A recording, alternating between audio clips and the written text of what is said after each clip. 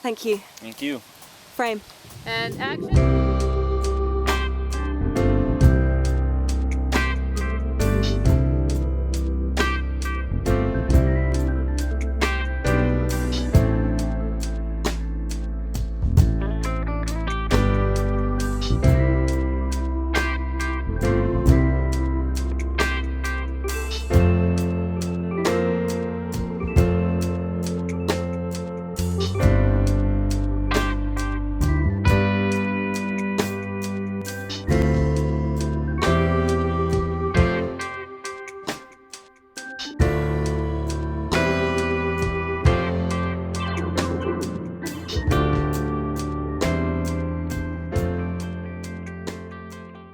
Are we good? Yeah. Am I ready to go? My name's Geraldine Browning, and I'm here in Gibson Woods, and this is my backyard.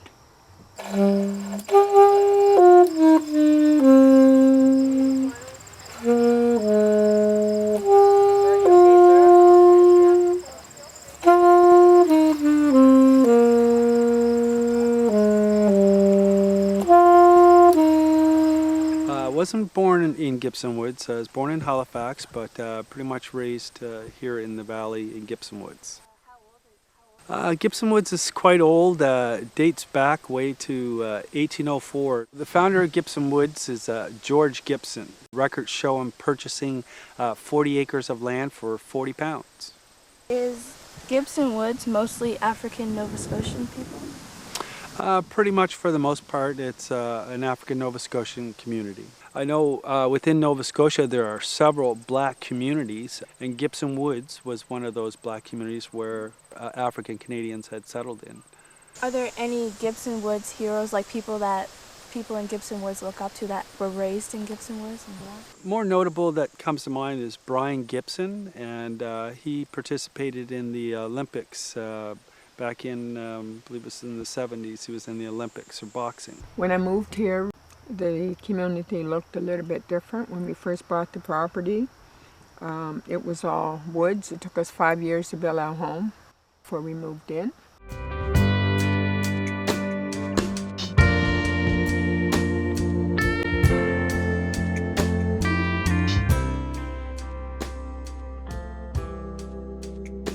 How was raising your children here? I couldn't ask for a better place.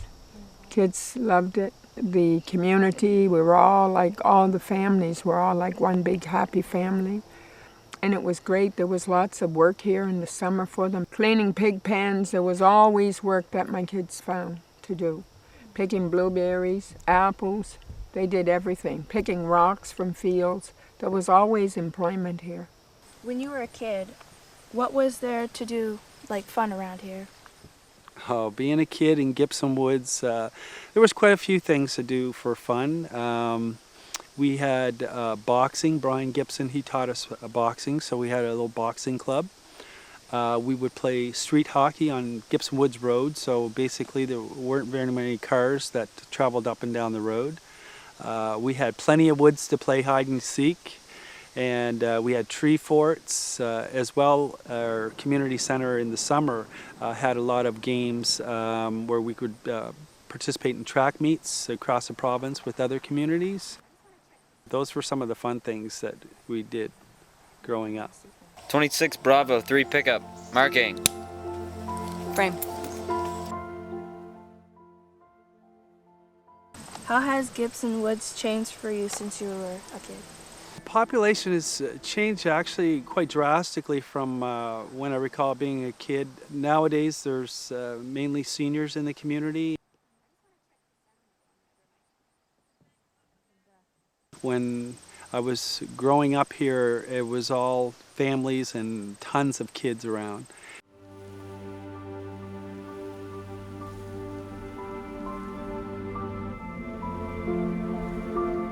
And now it's we've all moved off pretty much, and it's just our parents that are left here behind.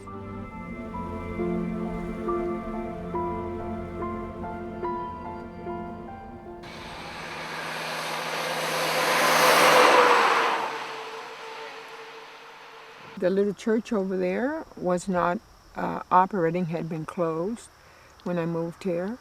The church is still standing. That's a positive thing because that basically is what combines our community and keeps our community organized.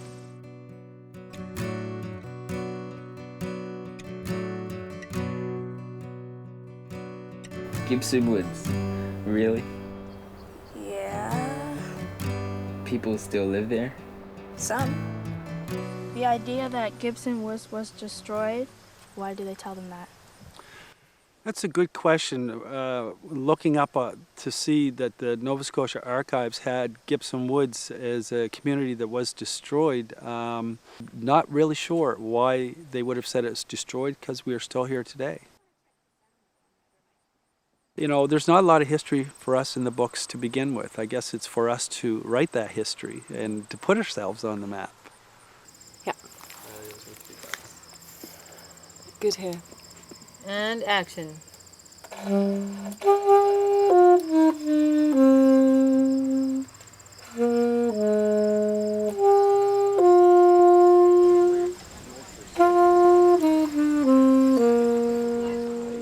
What could you possibly see in the future for Gibson Woods? I want to see members of the Gibson Woods community, members in the community and outside the community come together.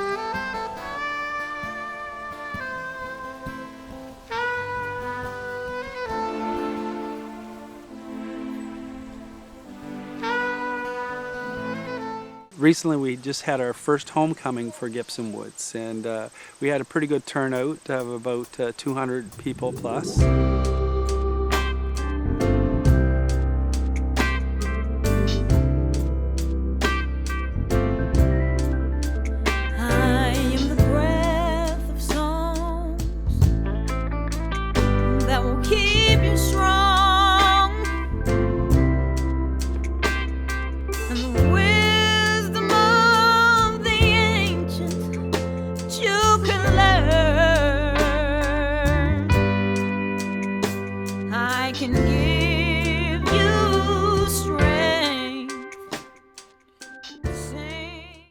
People who are from Gibson Woods that moved away like outside of Canada or outside of province would call Gibson Woods their home?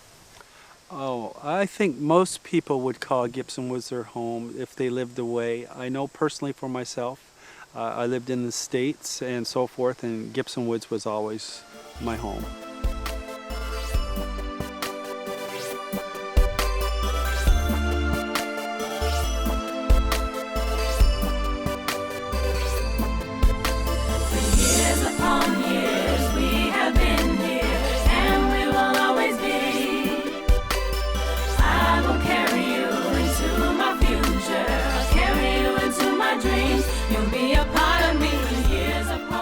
Let's have a round of applause for Nathan.